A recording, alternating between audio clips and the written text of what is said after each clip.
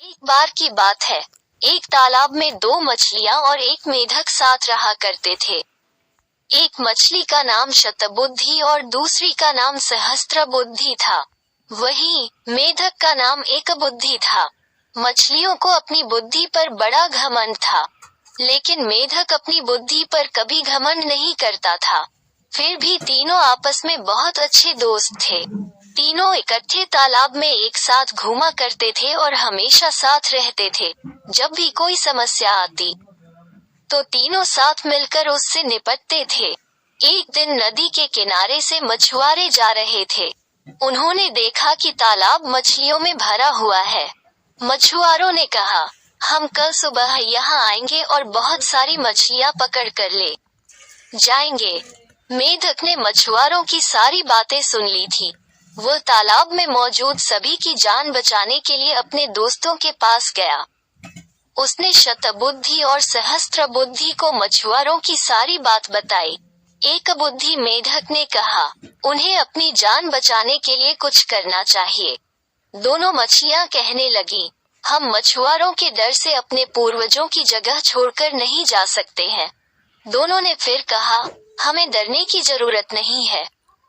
हमारे पास इतनी बुद्धि है कि हम अपना बचाव कर सकती हैं। वहीं एकबुद्धि मेढक ने कहा, मुझे पास में मौजूद एक तालाब के बारे में पता है, जो इसी तालाब से जुड़ा है।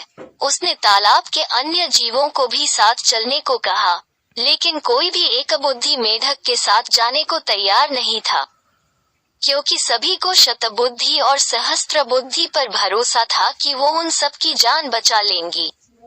मेढक ने कहा, तुम सब मेरे साथ चलो, मछुआरे सुबह तक आ जाएंगे। इस पर सहस्त्रबुद्धि ने कहा, उसे तालाब में छिपने की एक जगह पता है। शतबुद्धि ने भी कहा, उसे भी तालाब में छिपने की जगह मालूम है। इस पर मेढक ने कहा, मछुआरों के पास बड़ा जाल है, तुम उनसे नहीं बच सकते हो। लेकिन मछलियों को अपनी बुद्धि पर बहुत गुमान था। उन्होंने मेढक की एक न सुनी। लेकिन मेढक उसी रात अपनी पत्नी के साथ दूसरे तालाब में चला गया। शतबुद्धि और सहस्त्रबुद्धि ने एकबुद्धि का मजाक उड़ाया। अब अगली सुबह मछुआरे अपना जाल लेकर वहां आ पहुंचे। उन्होंने तालाब में जाल डाला। तालाब के सभी जीव अपनी जान बचाने के लिए भागने लगे, लेकिन मछुआरों के पास बड़ा जाल था, जिस कारण कोई भी बचकर नहीं जा सका। जाल में बहुत सारी मछलियां पकड़ी गईं। शतबुद्धि और सहस्त्रबुद्धि ने भी बहुत बचने की कोशिश की, लेकिन उन्हें भी मछुआरों ने पकड़ ही लिया। जब उन्हें तालाब से बाहर लाया गया, तब तक दोनों की मौत हो चुकी थी। शतबुद्धि और सहस्त्रबुद्धि का आकार सबसे बड़ा था, इसलिए मछुआरों ने उन्हें लग रखा था।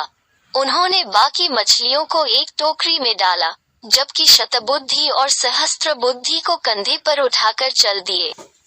जब वो दूसरे तालाब के सामने पहुंचे, तो एकबुद्धि मेढक की नजर इन दोनों पर पड़ी। उसे अपने मित्रों की यह हालत देख बड़ा दुख हुआ। उसने अपनी पत्नी से कहा कि काश इन दोनों ने मेरी बात मान ली होती, तो आज ये जिंदा होती। कहानी से सीख, कभी भी अपनी बुद्धि पर घमंड नहीं करना चाहिए। एक दिन यही घमंड जानलेवा साबित हो सकता है।